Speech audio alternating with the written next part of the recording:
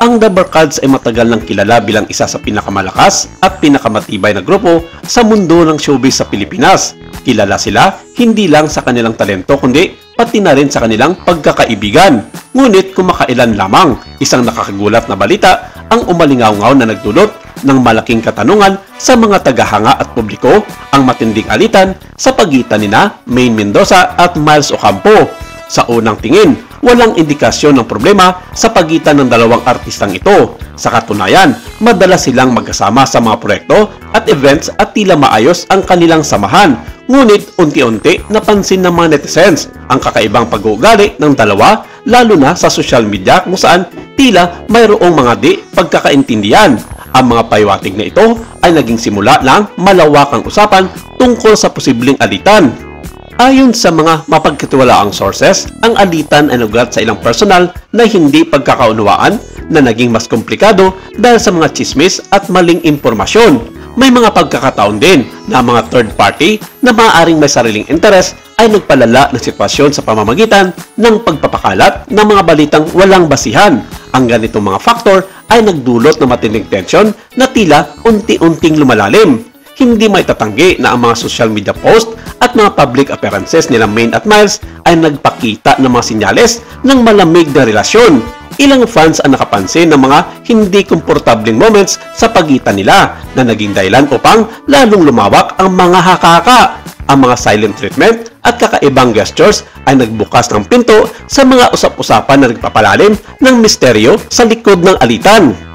Ang The Barkads ay hindi lang basta grupo kundi isang pamilya para sa mga miyembro nito. Ang pagkakaroon ng ganitong alitan ay nagdulot ng matinding epekto hindi lamang sa kanilang samahan kundi pati na rin sa kanilang mga tagahanga. Marami ang nag-alala na kung hindi maayos ang problema, maaaring magdulot ito ng permanenteng hati sa grupo na matagal nang pinagsikapan at minahal ng publiko. Sa gitna ng kontrobersiya, maraming tagahanga ang nagpayag ng kani-kanilang saloobin. May mga sumusuporta kay Maine, may ilan din na nakikiisa kay Miles, at marami ang nananawagan na sana'y magkaayos na ang dalawa. Ang social media ay naging sentro ng mga debate, pagsuporta at minsan pagtuligsa ng nagpaigting sa usapin. Ang tensyong ito ay nagdulot na mas maraming interes sa kanilang personal na buhay kaysa sa dati. Bagamat malala na ang sitwasyon, may mga ulat na parehong nagsisikap sina Maine Mendoza at Miles Ocampo na ayusin ang kanilang alitan. Sa mga nakalap na impormasyon, pareho silang nagdinais na mapanatili ang kanilang profesional na relasyon at ang pagkakaibigan na dati nilang pinangangalagaan. Pero hindi ito madali dahil kumakailan lamang nang may lumabas na naman ng palibagong balita tungkol sa isyu ng dalawa nang kumpirmahan mismo ni Pinoy Henyo Master Joey De Leon na meron ngang dalawang The Barkads na may alitan at hidwaan sa isa't isa.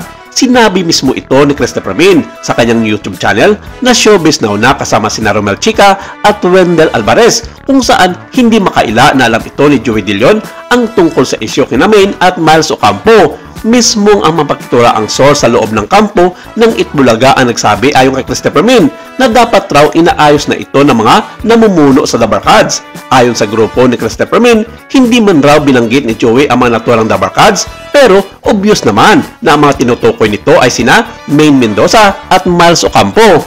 Kinumpirma naman ito ng ilang mga pangunahing pahayagan online na may alam nga si Joey De Leon tungkol sa namumuong sigalot sa pagitan ni Maine at Miles Ocampo. Ang mga pinagdaan ng pagsubok ay tila nagtuturo sa kanila ng kahalagan ng komunikasyon at pagpapatawad, pero ano ang gagawin kung ang mga namumuno sa loob ng The Barkads mismo ay hindi inaaksyonan ang mga nangyayaring sigalot sa loob ng Itbulaga family?